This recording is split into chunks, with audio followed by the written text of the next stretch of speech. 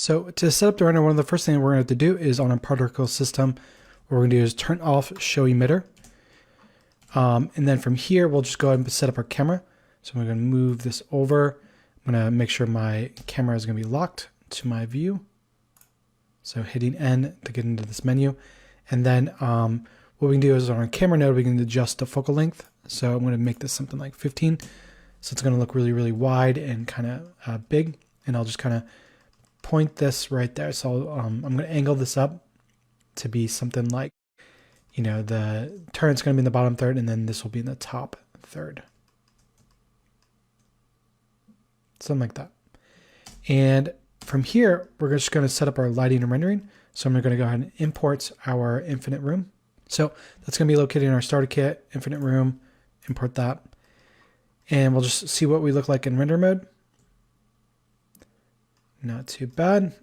Some settings I'm going to set up really quick. I'm going to move our light over. I'm going to go into global view, or global orientation rather, and just kind of move this out back here. Kind of just get this to be somewhat directional, and then see if we can crank this up a bit. I'm going to leave off with something like 1500. I'm going to put a little bit of a blue hue in there. I'm going to set up our environment lighting. I'm going to put a little bit of blue hue in here as well. And then some go to EV settings, just ambient occlusion, distance up pretty high, something like 2. I'm going to put the factor at 2 just to really crunch that. We'll do bloom on. We'll do screen space reflections, motion blur. That should be good. Next up, we'll set up our emission shader. So we'll just go to our shader settings here. I'll just go to my render mode right here. Select my box and we'll just click new. And then we'll simply just drop in an emission shader. Plug that in, make this something like a really bright orange, and then crank that up to something like 50. And then we'll go ahead and just call this emission. And then from here, what we can do is simply set our particle node right here. We'll just change that over to emission as well. Great. And then from here, what we can do is simply adjust our turret right here. So we have the shader right here. What we're going to do is turn this up all the way to 1. We'll do something like a roughness, something a little bit shiny, or something like 0.3. Not too bad. Make sure our specular is all the way up. We'll just call this metal. And then we'll just want to make sure that this gets really shiny by having a lot of light in here. So we'll go to our environment. We'll really crank this up in terms of luminance value. And then what we can do here is just simply go to our ground, our infinite room, and then just turn this down a bit like that. So the room's a little bit darker, but the turret's a little bit brighter.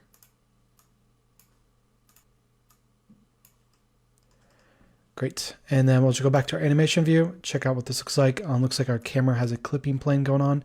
So what we'll do is we'll go to camera, we'll increase that clipping plane. I'll just put to something like 5,000. And there we go. Not too bad. We'll need to make sure that this is set up for rendering. So this object right here, we don't want that necessarily to render. So what we're going to do is go into our collection right here. We're going to turn on our visibility for our render. So display and render and visibility. So if you're not familiar with this stuff too much, basically we have a viewport visibility and a render visibility.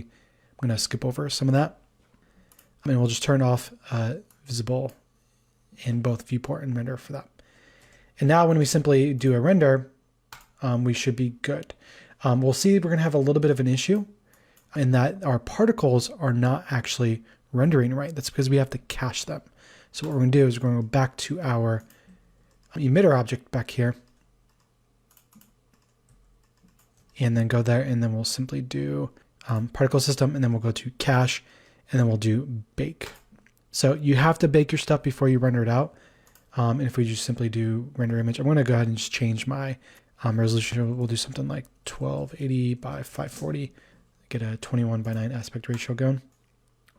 And there we go. Now we're getting that animation going. I'm going to actually change this up to 720. So what that looks like. Pretty good. We'll just play it through a little bit, see what it looks like, make sure that our box doesn't go outside of the frame. Not too bad. So at this point, we can set up our output. So I'm just going to go to images. We'll do // Make sure you have your file saved out. We'll just call this Turnt. And then I'm on version 12. And then we'll just do simply my JPEG. We'll do full quality. And that should be good. 250 frames. I'm going to limit this to something like, like 120. So we're not rendering so much. And there we go. From here, at this point, we can either do render motion blur sequence, or we can simply do render animation. I'm going to go ahead and do my motion blur sequence. Great, and there we go. Our frames are done. And then from here, I'll just do a view animation. There we go. Looking awesome.